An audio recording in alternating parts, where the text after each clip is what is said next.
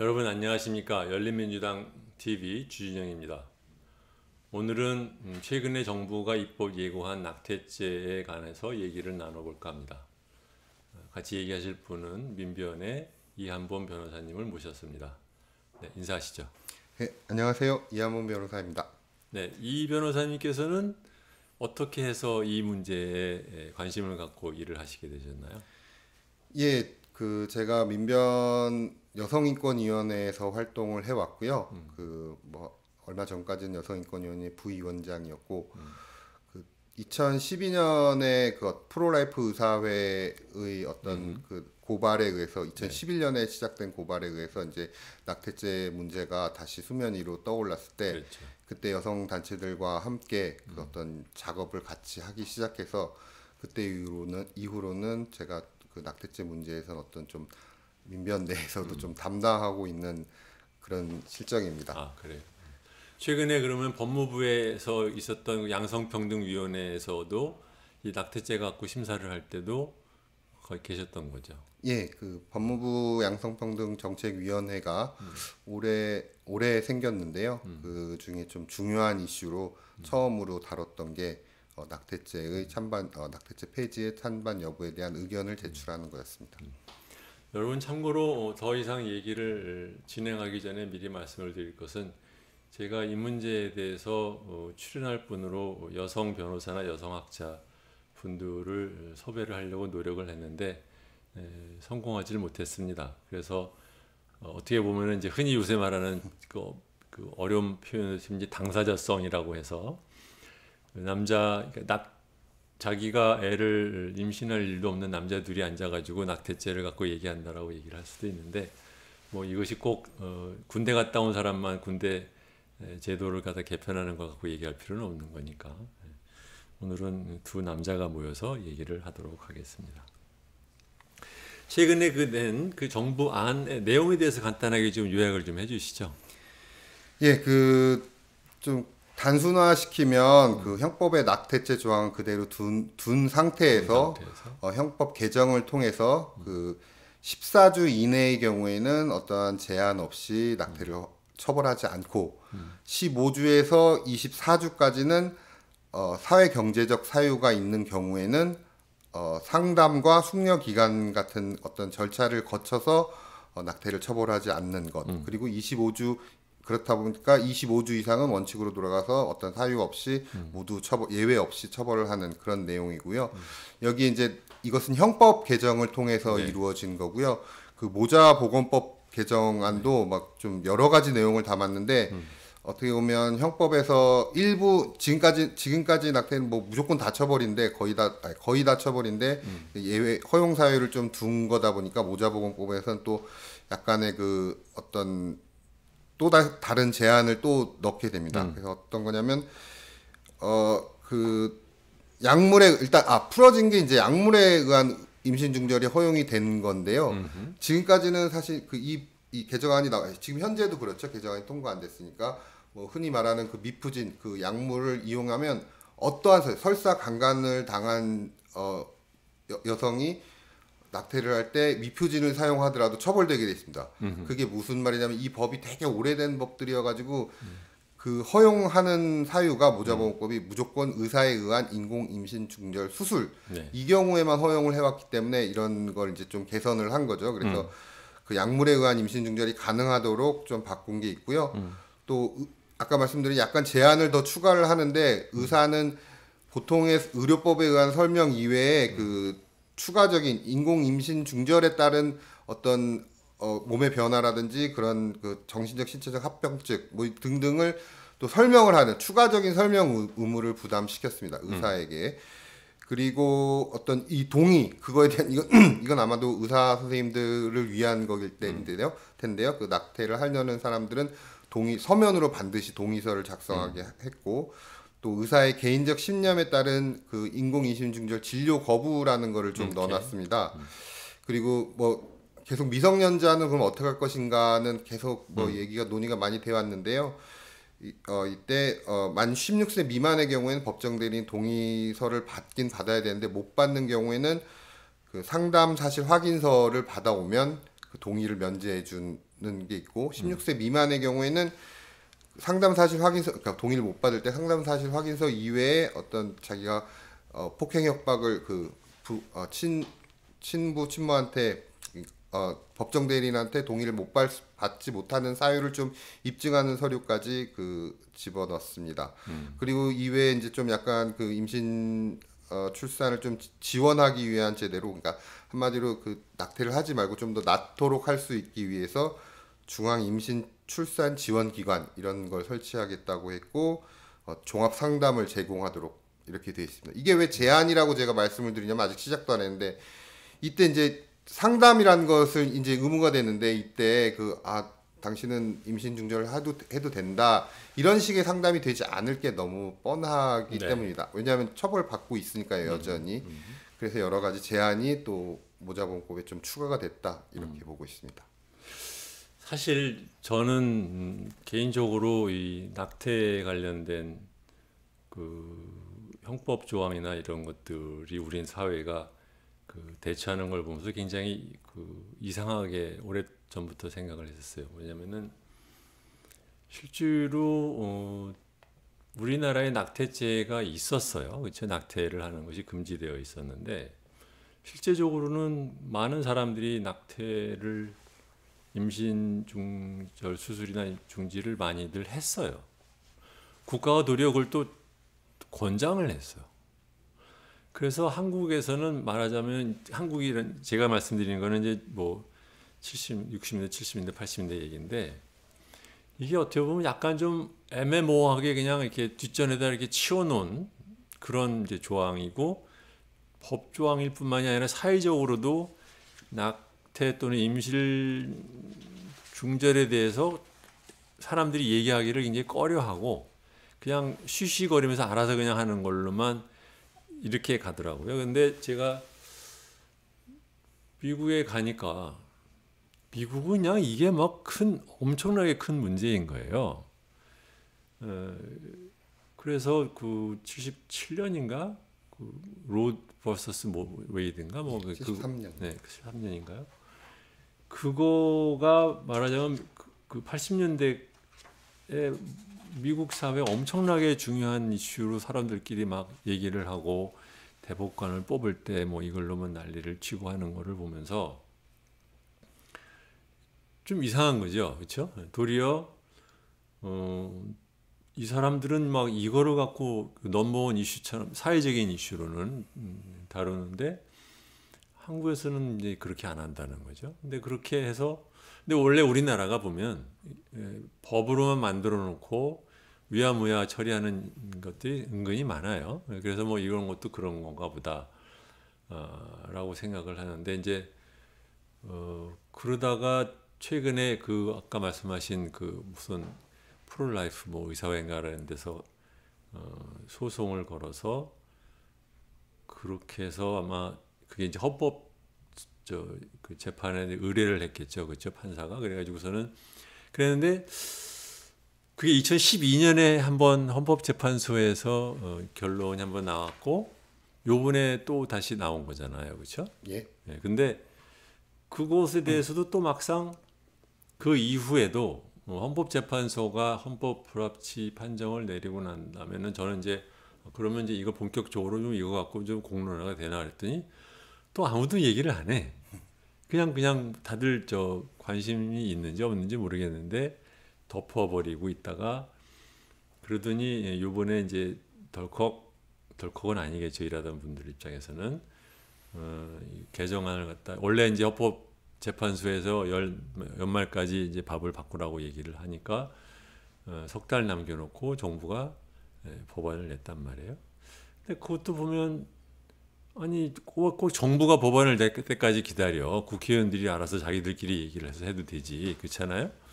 어쨌든 하나하나 과정을 보고 있으면 이 한국 사회의 독특한 면이 엿보이는 이슈가 아닌가 싶은데 결국 여성계나 아니면은 낙태죄 폐지를 요구하던 사람들 입장에서 보면은 요번 정부와는 이제 낙태죄의 전면 폐지는 반대한 걸로 보입니다, 그렇죠? 근데 전면 폐지를 반대하는 논리가 정부에서 이렇게 하는 이유를 자기네들은 뭐라고 하던가요? 예, 마지막 질문에 답해드리기 전에 네. 앞에서 말씀을 많이 하셔가지고 네. 제가 아는 범위에서 조금만 예, 더 예, 설명을 예. 드리겠습니다. 저희 우리나라가 뭐 전통 이 낙태를 처벌하는 것이 우리나라의 전통은 아닙니다. 네. 어떤 제가 고려 시대까지 못 봤지만 조선 시대 경국대전 뭐 이런 데를 보면 그 전까지 그러니까 1953년 우리나라 형법이 제정되기 전까지 그 전 문헌에서는 낙태를 처벌하는 그런 없죠. 법은 네. 없었습니다. 근데 53년도에 우리가 형법을 제정을 하면서 낙태죄가 들어오게 되는 것이고요. 잠깐 여기서 이게 too much information 요새 유행한 걸로 보면 일본의 경우에는 형법에서 낙태죄를 집어넣은 게 1910년인가 12년인가에 뭐 있었다고 하더라고요. 예. 그러면 그 당시에도 우리나라도 그 법을 적용을 받았던 거 아니에요? 그렇습니다. 그러니까 우리 형법에 들어간 건 1953년인데 그 앞에 이제 의용 형법, 그러니까 일본 형법을 쓸 때는 그때부터 이제 처벌이 되기 시작을 한 거겠죠. 근데 그러면은 정부가 수립되고 나서 과거의 일본법이 더 이상 효력이 없을 때는 그때는 해당되는 법을 그대로 이어서 만들지 않고 있다가 나중에 만든 거군요. 예. 그러니까 그 53년도에 우리 형법뿐만 아니라 다른 모든 법들이 그 일본의 법을 쓰고 있다가 우리가 새로 제정을 하면서 그 법이 없어지고 이제 우리 법이 생기게 되는 건데, 그러니까 어쨌든 일본의 법이 그대로 넘어온 거라고 봐야 되고요. 53년도에 그렇게 들어왔는데 아까 저는 사실 그 세대는 아니지만 아마 선생님은 좀 우리 박사님은 그 세대이실 것 같은데 1970년대에 보면 분명히 산하 제한하라고 산하 제한하면서 둘 만나 잘 기르자 이런 포스터 나오면서 사실은 그때 좀 산간이나 시골에는 보건소에서 무료로 낙태 시술을 해줬습니다. 그렇죠. 무려 봉고차 타고 다니면서 출장 낙태 시술까지 해주었습니다. 그러니까 사실은 뭐 좀 개발도상국들이 다 겪는 문제이긴 하지만 인구가 너무 많이 늘어나는 게 문제였기 때문에 뭐 법으로서는 돼 있지만 실질적으로는 처벌을 거의 안 해왔던 것이고 그게 사실은 현재까지도 처벌을 잘 안 하는 그런 전통은 계속 이어져 온 겁니다.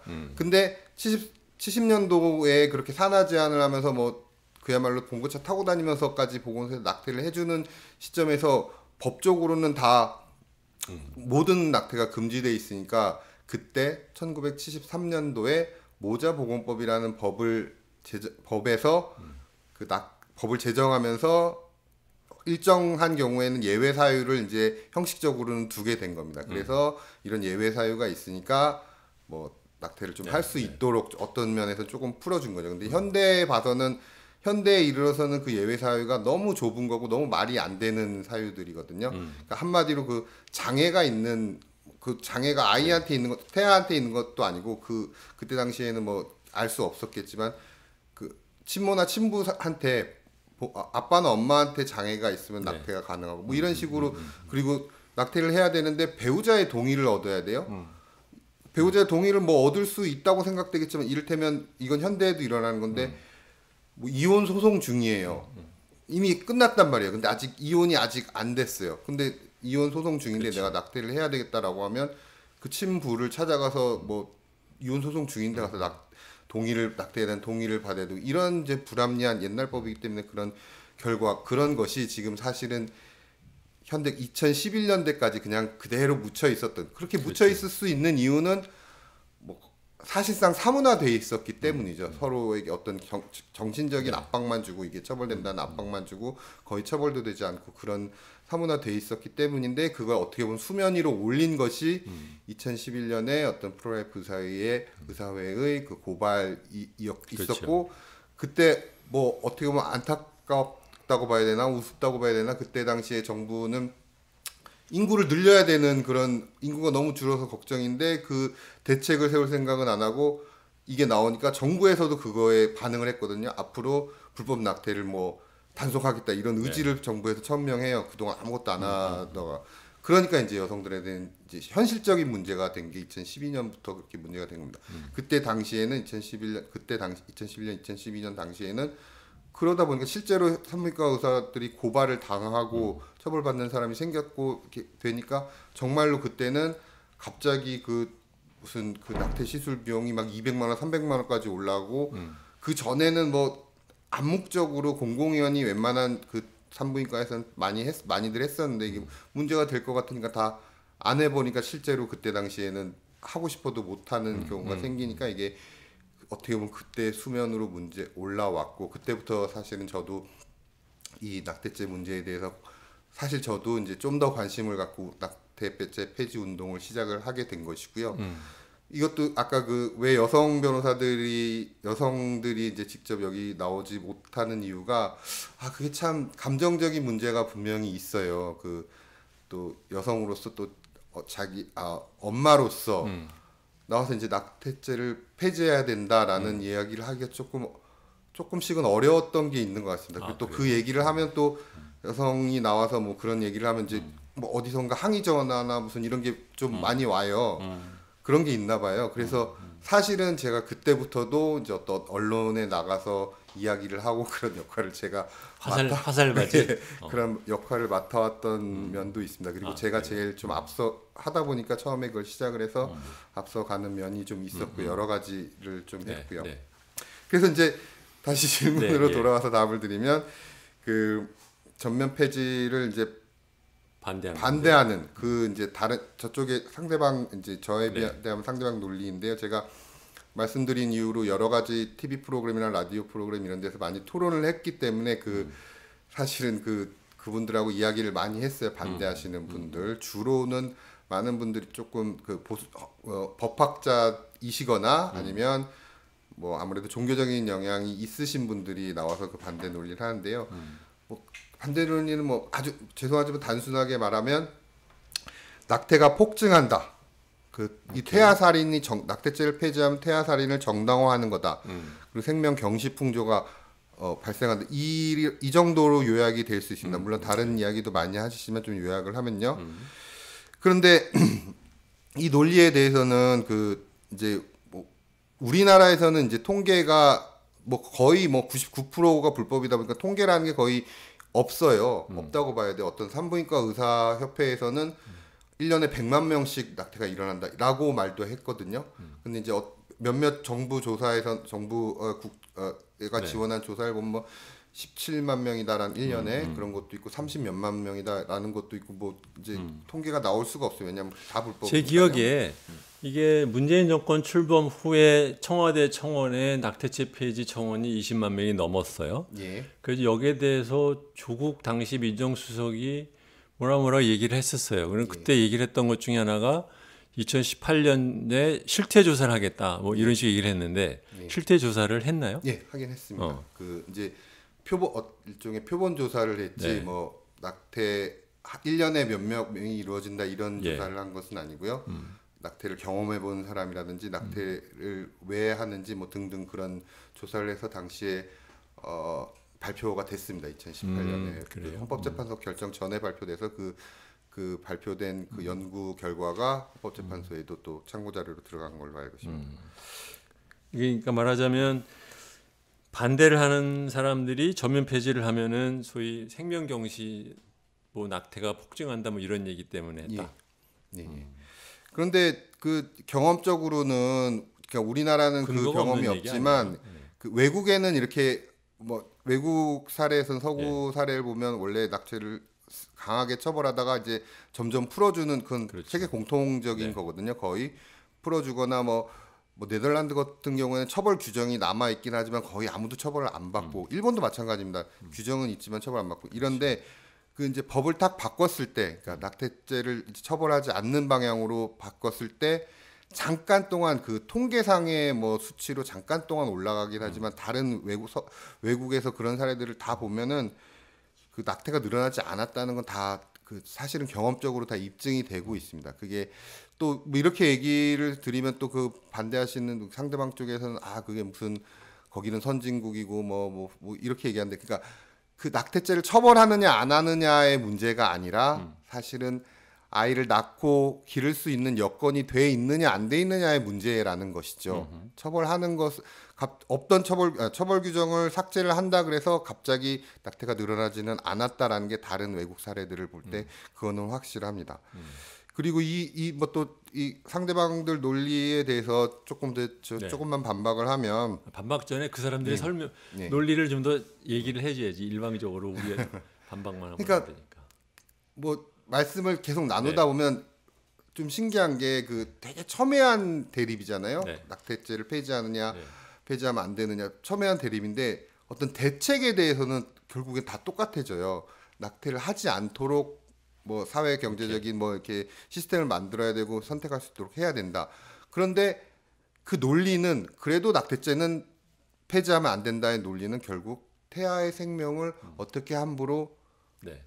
할 수 있느냐 이 얘기밖에 안 되거든요. 그러니까 결국은 그 논리밖에 2012년에 헌법재판소에서 나왔던 안도 제가 알기로는 크게 이 문제를 태아의 생명권 대 여성의 자기결정권의 이제 충돌로 그렇게 틀을 잡았던 걸로 이제 기억을 하고 실제로 제가 미국에서 봤던 논란들도 보면 이제 그 이슈들을 굉장히 주로 얘기를 다루는데 근데 제가 이 문제 갖고 좀 들여다보니까는 이제 그런 얘기를 해요. 하나는 뭐냐면 애초에 그 틀로 보는 것이 잘못됐다라는 쪽이 하나가 있고 또 하나는 그게 같은 연결되는지는 모르겠는데 우리나라에서 그 태아의 생명권이라는 것을 법적으로 인정한 적이 없다. 그렇기 때문에 그것은 법적으로 소위 말하면 이제 근거가 없는 논리다. 뭐 이렇게 얘기를 하는데 이게 연결된 겁니까? 아니면 별개의 논리입니까? 네, 연결되는 겁니다. 아, 그래요? 설명 좀 해주시죠. 예, 이 부분 제가 그 태아한테는 생명권이 없다라는 주장은 거의 뭐 앞에 나와서 하는 사람은 솔직히 제가 처음일 겁니다. 저도 그 전에 저도 법학을 전공했지만 그 전에 석사학위 논문에서만 한 번 이 주장을 하는 걸 보았고 어느 헌법 교과서든 형법 교과서는 어디서도 나오지가 않습니다. 태아의 생명권이 있는가 없는가에 대해서. 그런데 근데 이제 2012년 헌법재판소 결정도 그렇고 작년에 헌법재판소 결정도 그렇고 별다른 논증은 하지 않고 태아의 생명권은 있다라고 전제를 합니다. 특히 2012년권에는 뭐 아무 설명 없이 그냥 태아의 생명권 대 여성의 자기결정권의 충돌 문제인데 이걸 어떻게 처리하느냐 이렇게 나오는데 자 우리나라에서 이제 좀 더 쉽게 설명을 하면 그 민법에서는 태아가 출생을 했을 때 권리 능력을 갖는다라고 해서 이거 뭐 이렇게 그 사람으로 친다는 거죠. 그뭐 학문적으로는 정지 조건설이라고 하는데, 그러니까 출산을 해야 권리 능력을 갖는다, 출생을 해야 권리 능력을 갖는다. 이렇게, 예를 들면 8개월 된 임신부를 죽였을 때 아이도 죽인 걸로 해서 2명을 죽인 걸로 안 치는 거죠. 예, 그건 이제 형법의 문제인데 민법에서는 태아인 상태에서 내가 상속을 받을 권리가 있는데 받을 수 권리가 있느냐 없느냐. 근데 태아인 상태에서 없다는 거죠. 태어나야 그러니까 내가 태아인 상태에서 우리 아버지가 돌아가셨을 때 그 어떤 기대는 할 수 있는데 태어나야 상속권이 생기는 거지. 태아인 상태에서는 그러니까 태어나지 못하면 못한다 뭐 이런 거고요. 방금 말씀드린 형법인데요. 형법에서는 이제 출산 진통이 있을 때 아니면 일부 노출됐을 때 뭐 이런 그 학설 대립이 있는데 출산 진통이 있을 때부터 태아라고 합니다. 그러니까 인간이라고 합니다. 왜냐하면 이건 형법에 그냥 쓰여져 있습니다. 그 법조문으로 법조문으로 어떻게 쓰여져 있냐면 그 아이가 진통에서 나오고 있는 순간에 아이를 죽이면 그건 낙태죄가 아니라 영아살해죄로 진통 때부터 영아살해죄로 칩니다. 그러니까 그때는 사람으로 치는 거죠. 이렇게 해서 민법이나 형법에서는 이미 뭐 학성의 정립이 다 끝난 거고 또 헌법에서도 이론적으로 얘기를 할 때 헌법도 국민이 기본권을 갖는다라고 써 있습니다. 국민이. 그리고 외국인은 해석상 외국인은 예외적으로 기본권 주체성을 가진다고 해석을 하고 있습니다. 어떤 가질 수 있는 거에는 그러니까 기본권. 그리고 우리가 흔히 말하는 기본권은 이제 헌법상 개념인데 헌법상의 권리를 기본권이라고 한다고 치면 인권은 헌법을 넘어서는 어떤 좀 더 포괄적인 권리지 않습니까? 인권도 그냥 글자 그대로 인간이 누리는 권리라는 뜻입니다. 인간이 되어야만 기본권이든 인권이든 이제 가지게 되는 건데. 근데 이제 그렇게 얘기를 하면 그거는 이제 일반 사람들이 생각해요. 그거는 니들 법률가들이 앉아가지고 세세하게 따지는 얘기지. 사실은 그 태아가 가만히 있으면 저절로 이 독립적인 인간으로 태어날 거라는 건 뻔한 건데 그걸 갖고 뭐 법률 조문만 따질 일이냐 이렇게 얘기할 수도 있잖아요. 그렇죠. 그래서 법률 조문을 따질 일은 아닙니다. 그래서 헌법재판소의 논리가 잘못됐다라는 걸 말씀을 드리고 싶은 게 이렇게 없는 기본권을 태아한테 부여를 하다 보니까 문제가 생긴다는 겁니다. 네, 네. 그러니까 원래 존재하는 기본권, 뭐 사람 대 사람의 기본권 충돌 문제를 해결하는 것은 뭐 이렇게 조화적인 방법도 있을 거고 어떤 기본권이 더 센가 어떤 기본권이 약한가 이게 가능한 건데 없는 기본권을 만들어서 하다 보니까 결국 문제가 된다는 이야기입니다. 오로지 낙태가 나올 때만 태아는 기본권이 있다라고 하는 그 잘 생각을 해보십시오. 그러니까 둘로 나누자는 얘기죠. 하나 말하자면 이제 사회 윤리적인 일반 사람들의 윤리적인 심성에 호소하는 논리로 쳤을 경우에 태아가 가만히 놔두면 이제 생명이 된다는 것을 갖고 낙태라는 것에 대해서 뭐 이런저런 논의나 아니면 반대나 이런 건 가능하지만 이것을 법률적인 레벨까지 끌어오면 안 된다라는 게 지금 말씀하시는 포인트인 거예요. 아니요, 전 헌법재판소 논리를 약간 네. 극복을 해야만 낙태죄를 폐지할 수 있거든. 왜 이 말씀을 드리냐면 아까 태아의 생명권 대 여성의 자기결정권, 뭐 저희는 재생산권까지 포함 말씀을 드린데 기본권과 기본권이 붙었을 때 생명권을 이길 수 있는 권리가 어디 있습니까, 세상에? 그렇죠. 네. 생명권을 어떤 낙태죄를 폐지하거나 뭐 무슨 행동을 해도 생명권을 침해하게 된다, 제한하게 된다 그러면 어떤 권리도 인정돼서는 안 되죠. 그렇게 따지면 태아한테 생명권이 있다라고 하면 전 세계 모든 나라들이 지금 엄청난 위헌적인 법률을 시행하고 있는 거죠. 그러니까 우리나라도 이 법 전에 그 모자보건법이 현재 있지 않습니까? 그 강간을 하거나 뭐 아주 제한된 범위 내에서 할 수 있는데 낙태를 할 수 있는데 그 법 자체가 위헌이죠. 그렇죠. 태아 생명을 침해하지 않습니까? 맞아요. 그런데 저는 그렇다 그래서 태아는 생명권도 없고 아무것도 없는 존재라는 것이 아니라 태아한테 생명권은 없지만 국가에게는 또 우리 사회에는 태아의 생명을 보호할 의무는 있습니다. 오케이.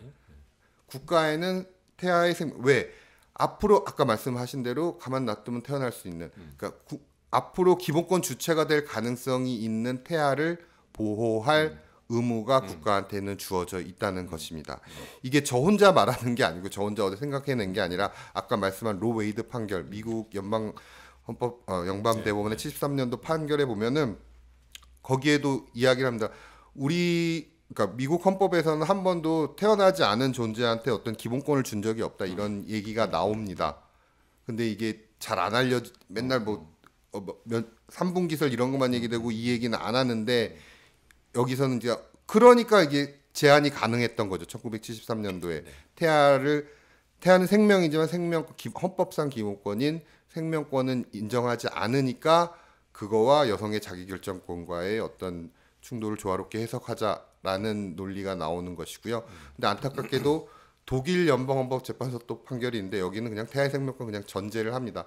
우리나라 헌법재판소도 그냥 태아는 생명권이 있다 그리고 지난번 헌법재판소 2019년 헌법재판소 결정에는 그 얘기가 좀 나오긴 나옵니다. 왜냐하면 저희들이 그 헌법소원 대리인단에 또 저도 의견서를 내기도 했고 민변 여성인권위원회에서도 의견서를 내기로 했는데 태아 생명권 없다 이걸 어떻게 헌법적으로 이 문제를 많이 다뤘기 때문에 다수 의견에서는 좀 웃기긴 한데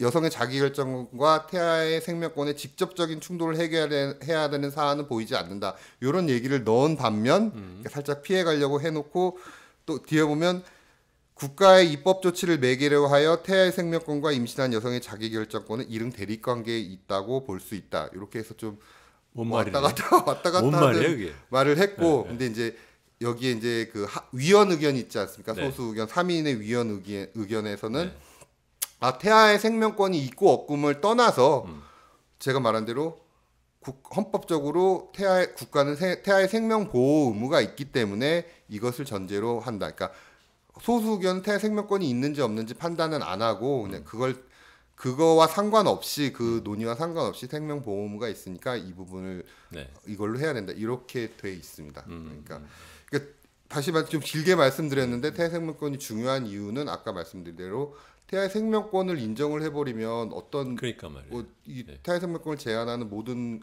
법률이 위헌이 돼버리는 문제가 있기 때문에 아무것도 할 수가 없습니다. 그러니까 이게 태아의 생명권을 인정을 하면 뭐 거의 모든 사회에서 우리나라를 포함해서 예. 뭐 강간이나 아니면은 뭐 긍친상간 또는 뭐 이런 것에 의한 또는 뭐 다른 이유를 포함해서 그 임신 중절을 허용하는 것 자체가 말이 안 되게 돼 버리는 그렇죠. 거예요, 그렇죠? 예, 생명권을 이길 수 있는 어떤 다른 권리가 없죠. 설사 강간을 당했다고 하더라도 강간 피해를 해서 임신을 했더라도 생명권 있는 존재를 어떻게? 근데 사실 태아 생명권이라는 개념이 언제부터 나온 얘기예요, 이게? 그러니까 제가 보기엔 이게 태아 생명권 이슈는 기독교 사람들이 하는 얘기지 그 기독교 바깥의 그 권에서는 전혀 인정을 하지 않던 이슈였던 것 같아요. 그 어느 사회에서도. 예. 그러니까 제가 이제 좀 법역사적으로 생각을 하면 근대 법들은 17세기부터 17, 18세기에 시작돼서 19세기에 이제 뭐 완성이 된다고 하거든요. 그때 그 흔히 말하는 서구 선진국들은 대부분 잘 아시다시피 대부분 그 기독교나 아니면 유대교의 영향을 받았습니다. 받을 수밖에 없었습니다. 그러다 보니까 당연히 웬만한 근대형법, 서구의 근대형법에는 전부 낙태죄 조항이 들어가죠. 그러니까 종교적인 영향을 안 받을 수가 없었다는 것입니다.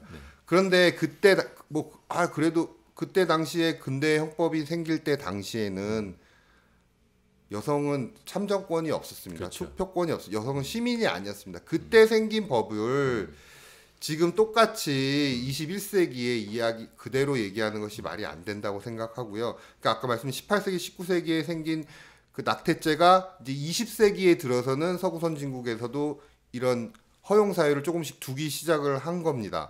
그리고 이제 21세기에 우리나라는 이제서야 그걸 하고 있는 건데 그것도 벌써 몇십 년 전에 이야기를 할 것이 아니라 우리 이 기회 이때 이제 낙태죄를 폐지하자라는 주장을 계속 하고 있는 것입니다. 저희들이. 그렇죠.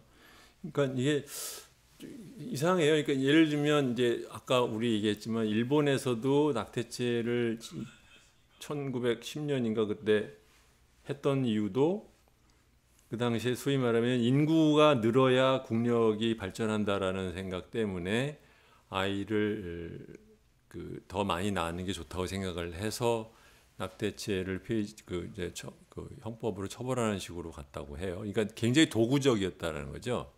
우리나라 역시 70년대, 80년대에 그 인구 조절을 위해서 낙태를 국가가 더 적극적으로 권장을 했던 거 봐도 굉장히 도구적으로 생각해요. 근데 사실 인류의 윤리라는 것은 어떻게 보면은 뭐 과거에 그 사회가 무지할 때 했던 행동이 이었 때문에 그것을 근거로 그것이 유지돼야 된다고 얘기를 할 필요는 없지만 한국 사회 자체가 이 문제에 대해서 사실 태아의 생명권이라는 개념을 갖고 사회적인 어떤 컨센서스가 있어 본 적이 없는 사회인데 도리어 헌재가 그걸 들고 나오는 바람에 도리어 얘기가 더 2012년에 그것 때문에 또 꼬이지는 않았을까 싶고 그러면 2019년인가요? 예, 두 번째. 예. 여기에서는 이제 태아의 생명권이라는 것은 얘기할 필요가 없이 그것 말고도 이제 얘기를 갖다 나머지를 갖고 얘기를 종료할 수 있다 이런 식으로 갔다는 얘기잖아요. 그건 아니고요. 이 작년 2019년 헌법재판소 결정에서는 어떻게 된 거예요? 뭐 다수 4인의 헌법 불합치 의견이 있었고 3인의 위헌 의견이 있었는데 역시 기본적으로는 4인 헌법 불합치 의견은 태아의 생명권 대 여성의 자기결정권 그 틀을 벗어난 건 아니었구나. 어떻게 해결하느냐. 그러다 보니까 이게 절충적으로 뭐 완전 다 처벌하는 것은 좀 위헌성이 있고 그러면서 이유를 얘기하면서 뭐 이런 24주 네. 이내에는 뭐 사회 경제적 사유 이런 걸 좀 언급을 하게 되는 것이죠.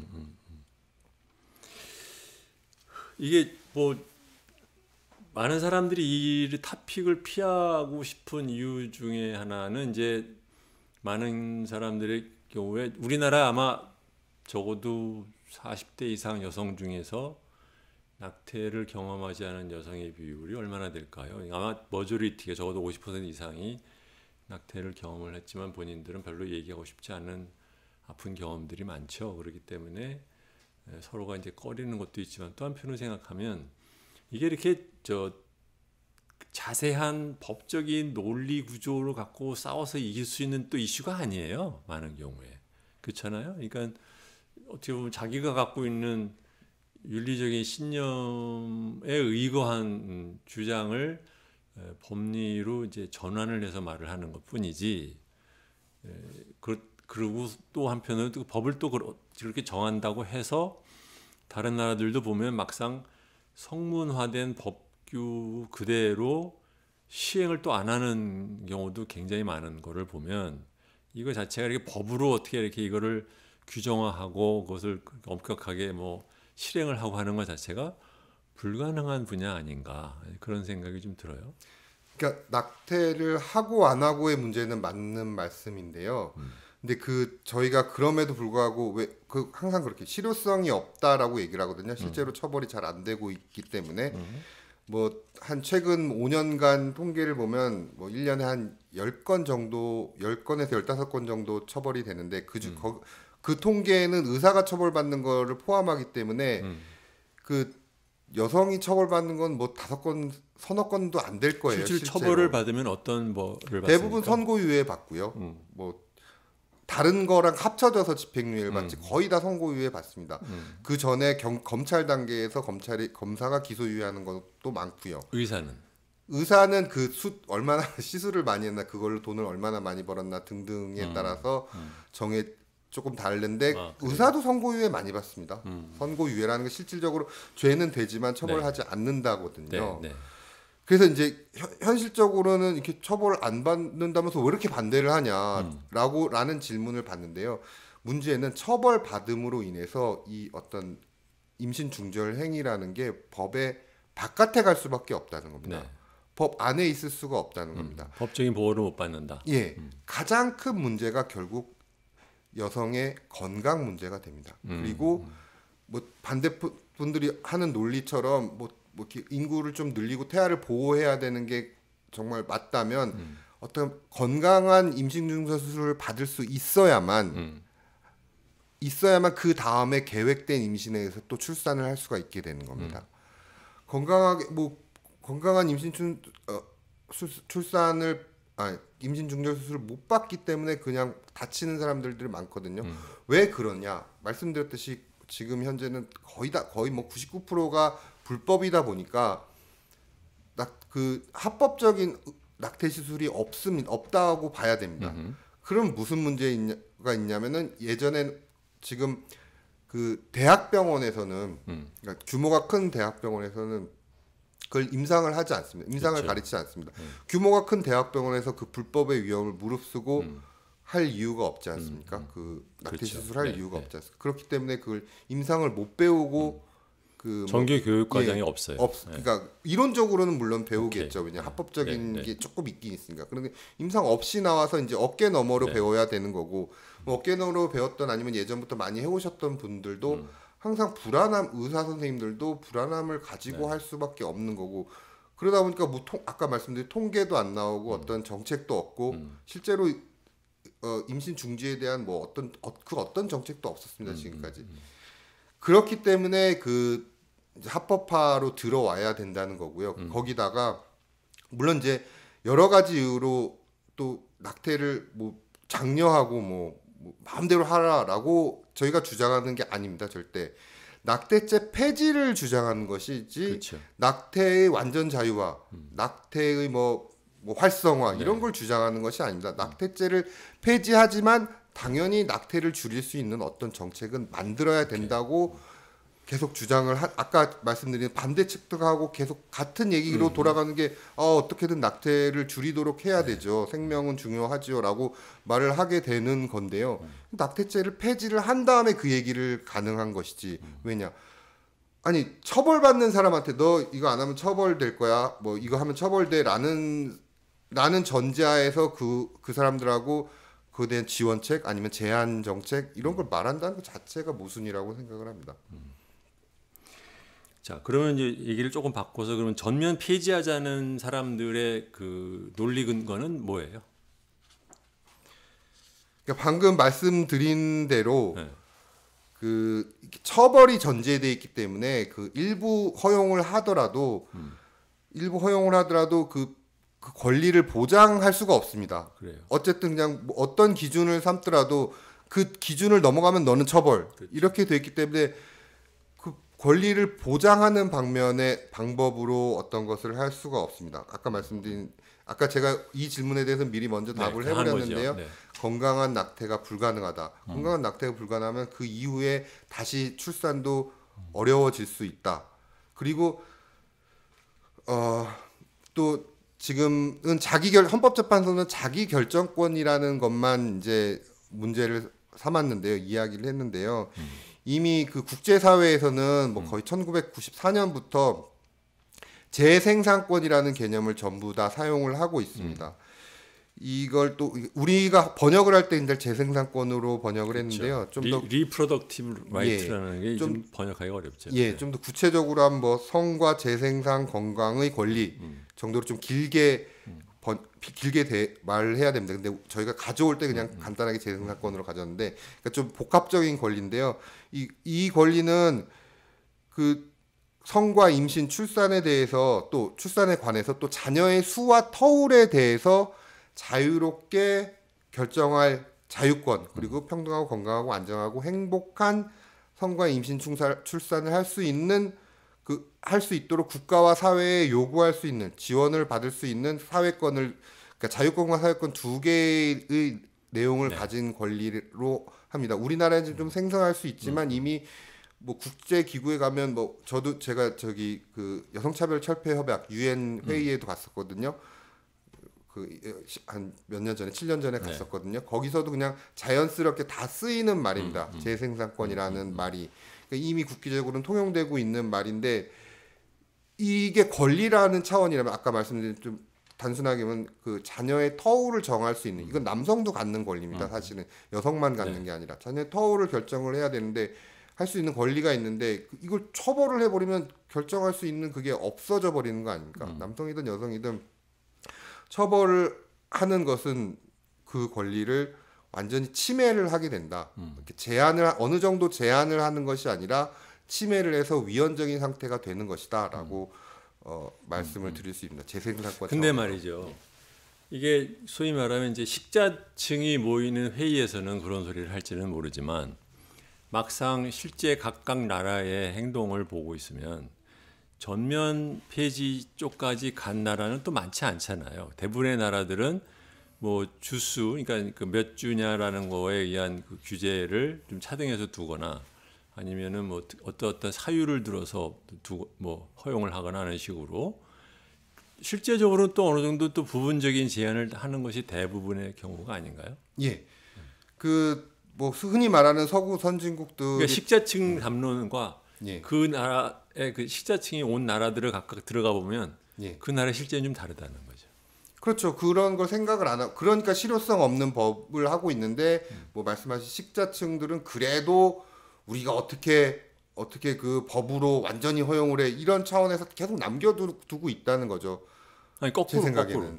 도리어 그런 컨퍼런스에 오시는 분들 사이에서는 예. 말하자면 전면 폐지론이 주류나 아니면 대다수의 의견인 것에 비해서 그분들이 자기들이 살고 있는 나라에서의 각 개별 국가의 법을 보면 예. 주수에 의한 뭐 제한이라든가 아니면 뭐 사유에 대한 제한 같은 거를 두고 있는 게 대부분의 나라잖아요. 그렇죠. 뭐 제가 말씀드리는 그 유엔에서 문제되는 소수자나 여성인권을 이야기하는 그런 분들이 모인 그렇죠. 그런 컨퍼런스를 말씀드리는 건 하죠. 네. 그러니까 하지만 뭐 그러한 컨퍼런스들이 어떤 인권을 계속 제가 이 말씀을 발전시키는 거 드리는 아니에요? 이유는 뭐냐면 전면 폐지론을 주장하는 분들의 얘기를 보면 논리적으로 맞게 들려요. 근데 예. 실제적으로 전면 폐지론까지 간 나라들은 별로 많지가 않아서 예. 그래서 여쭤보는 거예요. 그게 쉽지 않다는 거, 우리나라보다 더 쉽지 않은 것은 제 생각에는 그런 어떤 종교적인 서구 사회는 우리나라와는 더 조금 다르게 어떤 국가적인 전통에서 그 종교적인 영향을 많이 받고 있다고 보고요. 그렇지만 전면 뭐 캐나다 같은 나라는 전면 폐지가 돼 있고요. 그렇더라고요. 89년에 폐지됐고요. 또 아까 말씀드렸지만 가장 앞선 편이더라고요. 보니까 예, 캐나다가. 서구 선진국이라는 나라에서는 그런 거고요. 그리고 제가 말씀드린 뭐 그 법들이 다 18세기, 19세기에 근대 형법이 생겼는데 20세기의 형법을 만든 나라들은 아예 그 법을 그 낙태죄를 아예 두지를 않았습니다. 그게 이제 우리로서는 좀 사회주의 국가들인 거죠. 20세기에 실제로 그렇죠. 국가가 생긴 북한, 베트남, 중국은 낙태죄가 없습니다. 낙태죄 폐지를 제일 먼저 한 데가 소비에트 러시아잖아요. 예, 예. 레닌 시절에. 그러니까 지금은 소련이 없어서 제가 언급은 안 했는데요. 예. 그러니까 그 20세기에 만든 법에서는 그렇고 지금 21세기에서는 좀 다른 내용이. 그래서 최근에 법을 만든 뭐 가장 최근에 좀 알만한 나라 프랑스에서 이제 최근에 개정을 했는데요. 주수 상관없이 전부 처벌 안 받게 해놨습니다. 물론 그 프랑스도 기존의 법을 아예 없애지는 못했지만 그냥 뭐 다른 법으로 처벌 안 받게 주수 상관없이. 근데 그 나라는 사실상 뭐 예. 결혼도 안 하고 대통령이 저 부인 행세하고 다니는 나라고 애들이 뭐 거의 반 이상이 저 결혼 안 한 부부에서 태어나는 나라고. 그러니까 사실 성문화라는 면에서는 우리랑 이렇게 같이 뭐 얘기할 때 섞어서 말하기에는 좀 안 맞지 않아요? 그러니까 안 맞는데 왜 자꾸 서구 선진국을 따라가려고 하는지 저는 모르겠네요. 그러면 서구 선진국에서는 남아 있는데 폐지한 나라가 있느냐? 없다. 그러면 그럼 아시아권에서 베트남, 중국, 저기 북한 일본은 보니까 일본은 약물에 의한 임신 중지는 허용을 안 했더라고요.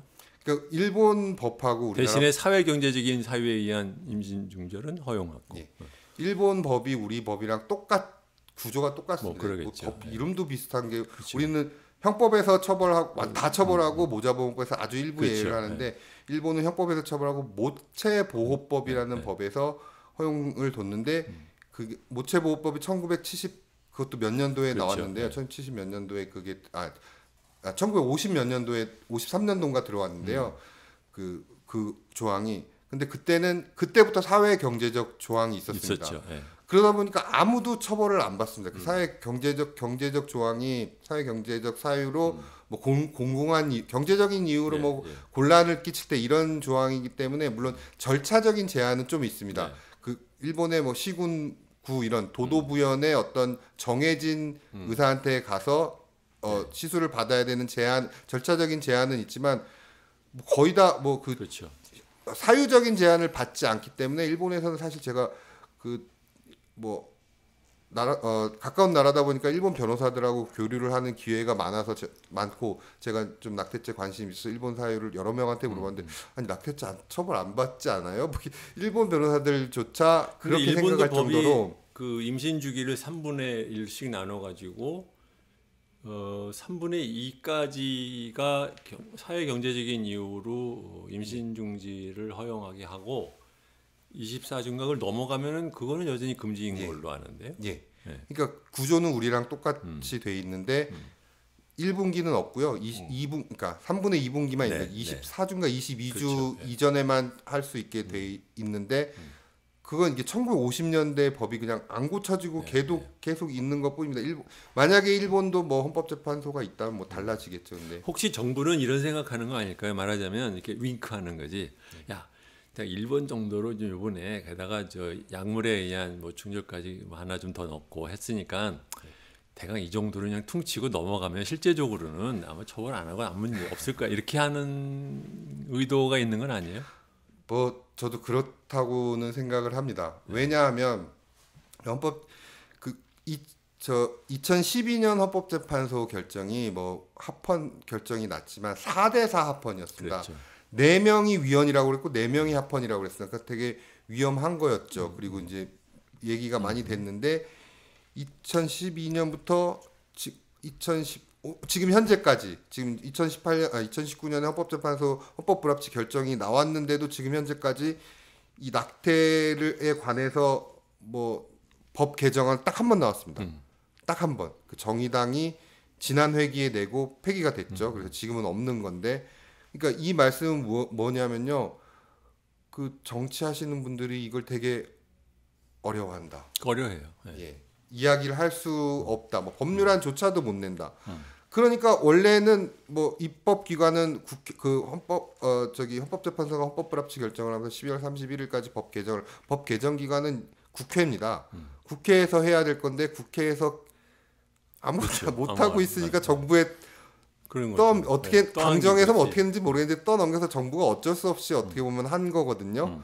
한 건데 또 정부 입장에서도 왜냐하면 그러니까 그 낙태죄 폐지에 반대하시는 분들도 많기 때문에 그야말로 근데 이번에 절충적으로 그 여론조사를 한 걸 보니까 NBS라고 해서 이제 우리나라 한국리서치랑 몇 개 조사기관이 실제로 ARS가 아니라 직접 그 인터뷰 전화 면접을 통한 제대로 된 인터뷰를 해서 하는 그 여론조사를 2주에 한 번씩 내는데 이번에 그걸 물어봤더라고요.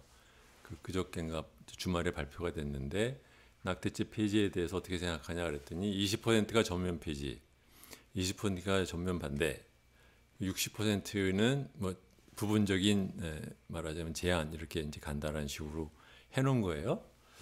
그러니까 정치권에서도 말하자면 양쪽에 20%씩 있는 아이들은 아무거나 골치 아프니까 그냥 중간치기로 그냥 가자라는 식으로 입법을 하고 국회의원들도 사실은 이 문제 갖고 정치인들이면 심지어는 여성 국회의원들도 지금 얘기를 안 하고 나서잖아요. 굉장히 독특한 현상이에요. 예, 저도 그렇게 생각합니다. 그래서 어떻게 보면 이 정부안을 보면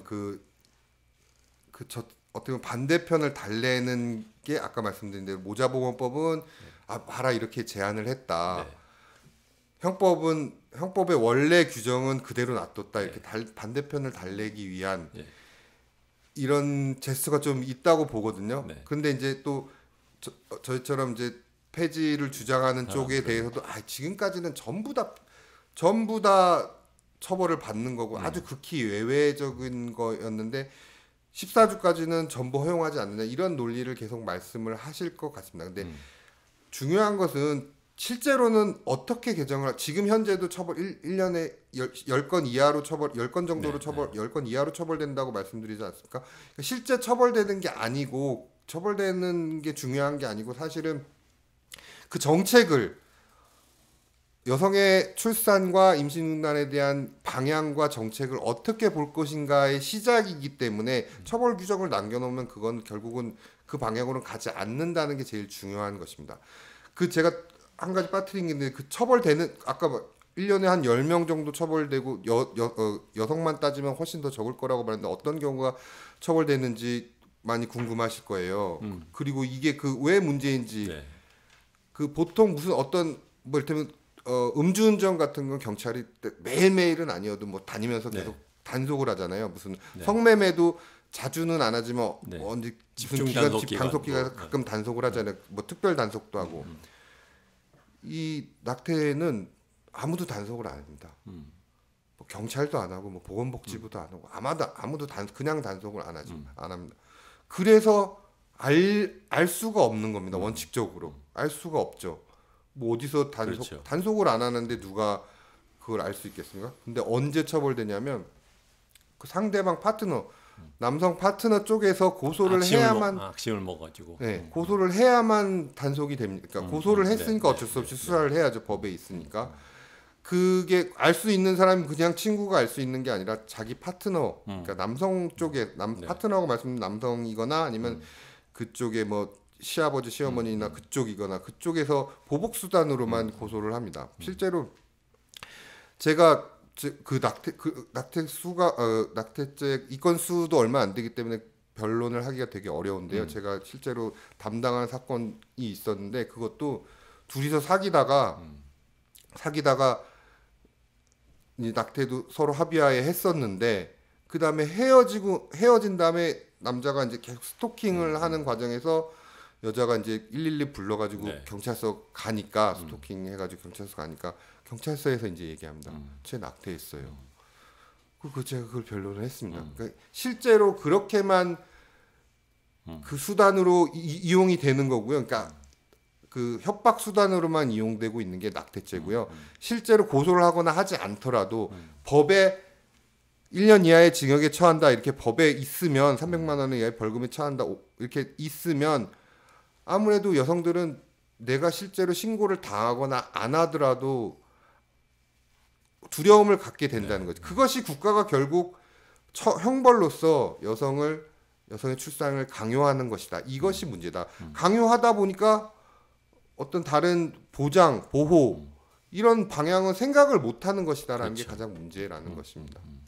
맞아요. 실제로 뭐 지금도 그런지는 모르겠지만 뭐 해외 입양이 뭐 전 세계적으로 넘버원을 하는 나라 주제에 낙태를 갖고 이러쿵저러쿵 한다는 게 참 자기들도 염치가 없을기는 하지만 이 법을 이 개정안을 갖고 대하는 한국 사회 전체적인 그 태도, 정치권의 태도, 뭐 정부를 포함해서 이런 걸 보고 있으면 우리가 보면 이런 문제를 이렇게 그 명문화해서 정리를 하지 않고 슬쩍 넘어가려고 하는 그런 분위기가 굉장히 많잖아요, 우리나라. 이게 어떻게 보면 약간 이제 그 우리나라 법이라는 게 민간인끼리 합의한 법이 아니라 윗사람이 대신 정해준 것들이 많다 보니까 이제 이렇게 되는 것 같은데, 근데 막상 양성평등위원회에서는 반대를 했잖아요. 전면 폐지 예. 쪽으로 얘기를 예.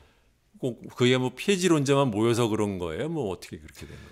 그러니까 법무부 양성평등정책위원회는 여성학적인 관점을 가지고 있는 사람들이 모인 자리이기 때문에 거기서 양성평등에 관심이 있는 사람들이 예. 모인 곳이기 근데 때문에 성평등적인 시각을 가지고 있다면 그걸 폐지를 네. 찬성을 할 수밖에 없는 거고요.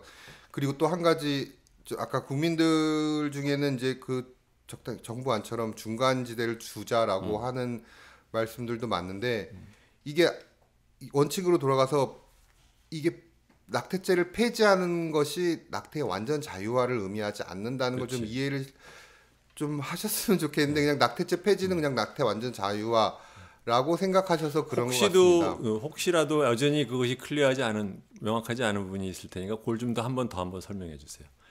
폐지를 하는 것이 자유화하자는 것이 아니다. 예. 어떻게 다른 겁니까? 자유와 폐지는. 자, 이를테면 형법에서 낙태죄를 좀 삭제를 하자는 것이고요. 낙태죄를 폐지하자는 오케이. 것은 그러면 형법에서 낙태죄가 폐지가 됐으니까 모든 낙태는 다 허용이 되고 다 가능한 것이냐? 그것은 아닙니다. 왜냐하면 임신 20주가 조금만 넘어가도 네. 그 낙태 시술 자체가 여성에게 위험합니다. 그렇죠. 여성의 건강에 네, 네. 아무리 잘해도 그렇죠. 물론 잘해도 여성에게 위험한. 그렇기 때문에 20주, 24주 이런 기간 동안에는 제한을 두어야 합니다. 그런데 제한을 둬야 하는데 그걸 처벌로 두는 것이 아니라 다른 방식으로 이를테면 의료적인 제한을 둘 수 있겠죠. 그건 꼭 법에 안 정하더라도 네, 할 수 있습니다. 뭐 제가 의학적으로는 잘 모르기 때문에 이를테면 성형 수술이 뭐 많이 한다고 좋은 건 아니지 않습니까? 뭐 좀 무리한 해도 되는 미용 성형술 하는 건 자유긴 한데 뭐 좀 무리한 뭐 이상한 아주 위험한 수술을 하는 것은 해서는 안 되지 않겠습니까? 그 본인을 위해서든 또 뭐 어떤 네. 사회 전반의 이익을 위해서.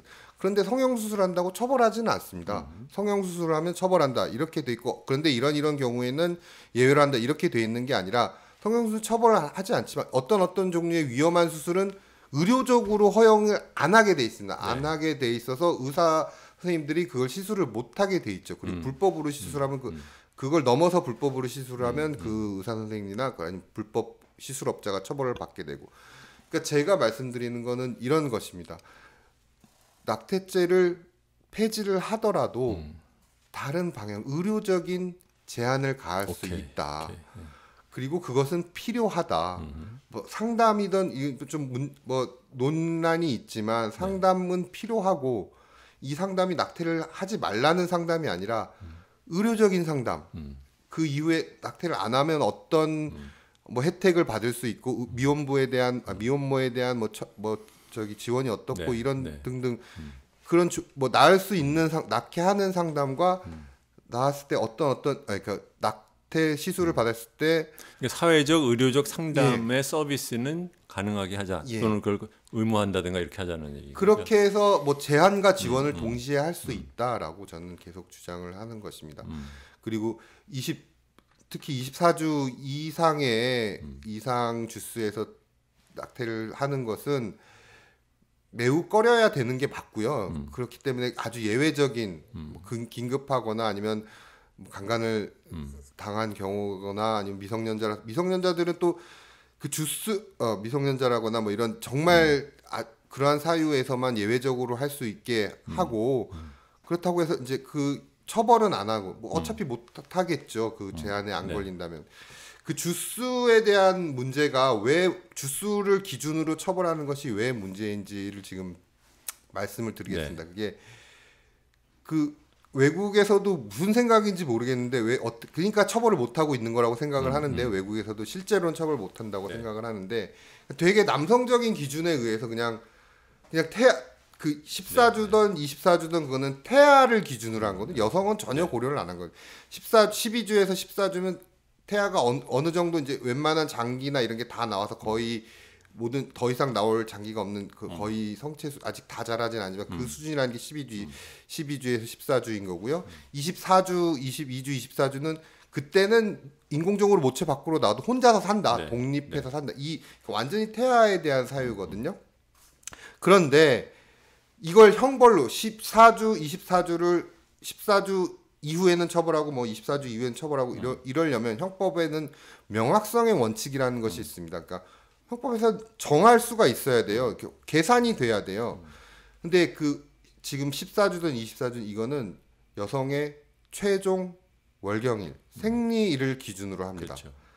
그런데 그러니까 결국에는 이거를 밝힐 수 있는 건 여성의 기억밖에 없어요. 그렇죠. 여성이 내가 언제 했어요? 뭐 지난주 목요일 날 했어요. 아니면 뭐 언제 했어요?라는 것밖에 할 수 없어요. 그러니까 어떻게 보면 피의자의 그냥 자백을 안 하면 피의자가 자백을 하면 처벌도 못 해요. 그러니까 해외에서도 처벌을 못 한다고 저는 생각을 하는 건데 그런데 이게 그래서 뭐 좀 수사기관에 그 사실대로 말하면 좋은데 말하고 싶어도 못 말하는 경우가 훨씬 더 많다는 거예요. 이 낙태가 문제되는 사람들은 계획하고 의도해서 임신하는 사람들이 아니지 않습니까?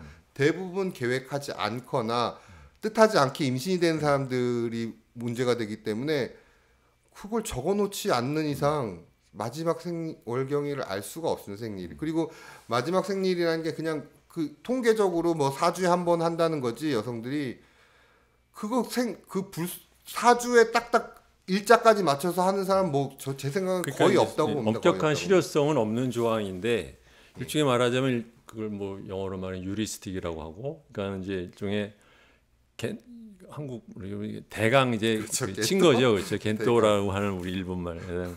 그걸 치어서 그냥 하고 그거 기준은 이제 생일 기준으로 하자. 그런데 뭐 또 너무 또 이러고 저러고 말하니까 오케이 그러면 2주 깎아서 그러면 14주 이렇게 된 거잖아요. 그렇죠? 형법적으로 맞지 않는다는 그런 법으로 처벌로 정한. 근데 이제 14주 이상에는 어떤 지원을 하고 어떤 제한을 하고, 그러니까 의료적인 제한을 하고, 의료적인 제한은 이제 그거는 처벌이 아니기 때문에 추정도 가능한 거거든요. 이제 의사 선생님들이 또 이제 그 재잖아요. 태아의 크기를 재가지고 뭐 몇 주다 그 추정입니다. 그렇죠. 그거 가지고 처벌할 수도 없어요. 그냥 추정이 과학적으로 뭐 된 게 아니라 그냥 통계치를 가지고 추정하는.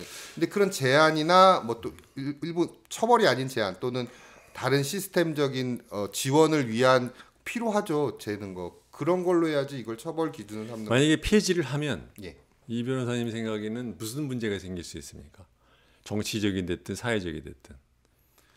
왜냐하면 이제 저는 이제 정치적인 것만 말씀을 드리면 그 NBS라고 하는 여론조사에 보면 독특한 게 뭐냐면 이게 60%가 그냥 부분적인 제한으로 끝내자라고 하는데 그것을 그 사람의 그 이념 성향을 기초로 나눠본 게 있는데 본인을 중도, 진보, 보수라고 나눈 사람들 사이의 의견이 크게 안 달라요.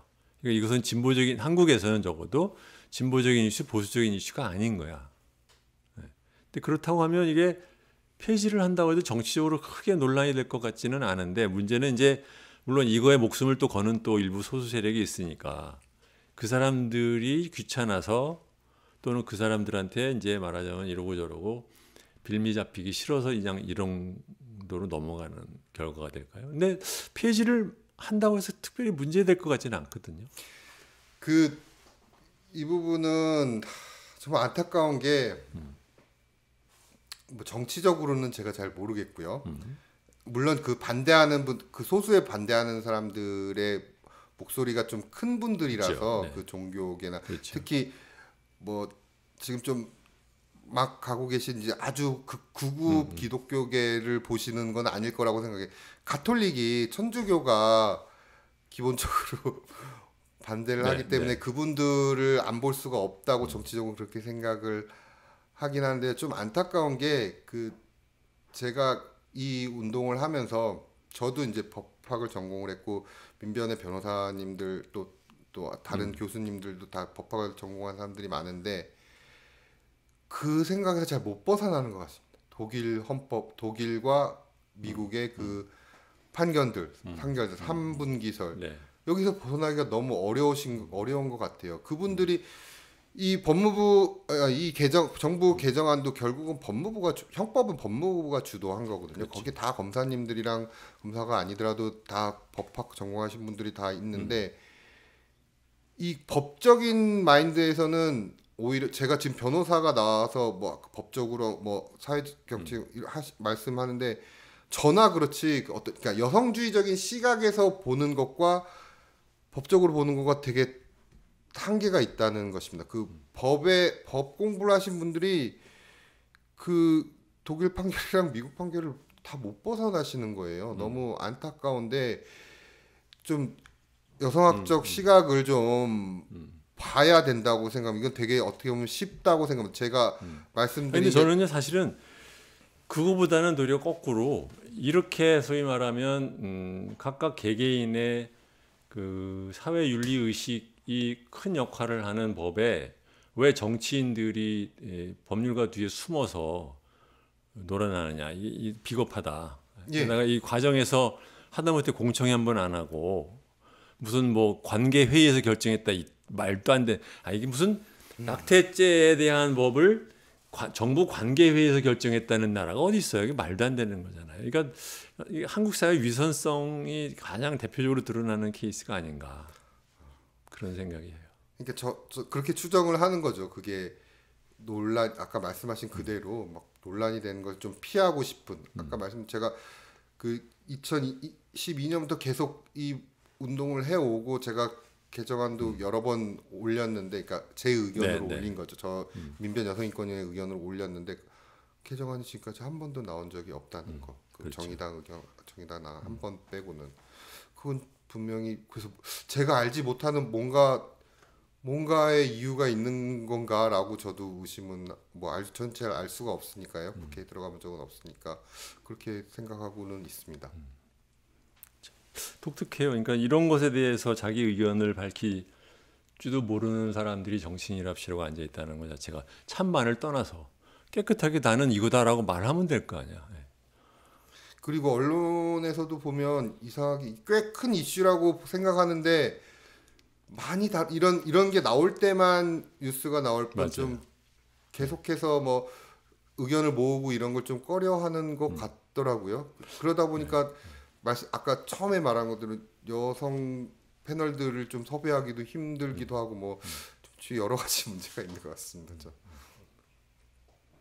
참고로 참 여성 패널을 섭외하기 어려웠던 이유는 아마 저희 당 TV가 별 볼일 없다고 생각하셔서 그랬을 수도 있는 거고, 그러니까 꼭 이 문제를 너무 뭐 크게 얘기하는 뜻은 아닌데, 근데 제가 드는 생각은 한국의 권력을 쥔 층이 남자인데 남자들이 이 문제에 대해서 자기 의견을 밝히는 걸 굉장히 꺼려하고, 그리고 그것을 그대로 뭐 이게 언론이 됐든 정치가 됐든 그 모든 사람들이 되도록이면 이 얘기가 누군가가 지금 지저분한 일이니 다른 사람이 그냥 대강 처리해주고 나는 그냥 넘어갔으면 좋겠다라는 식의 그러한 그 이중적인 그것이 있는 것 같아요. 실제로 그 2012년에 그 좀 활동 여성 단체에서 그 낙태죄 폐지 주장을 이렇게 하면 그날 뭐 방송에 나가면 그날로 뭐 그 다음 날 하루 종일 막 전화 오고 그런 게 현실이었습니다. 지금 좀 나아졌을 거라고 생각을 하긴 하는데. 전화에 뭐 얼마든지 하라고 하면 되는 거예요.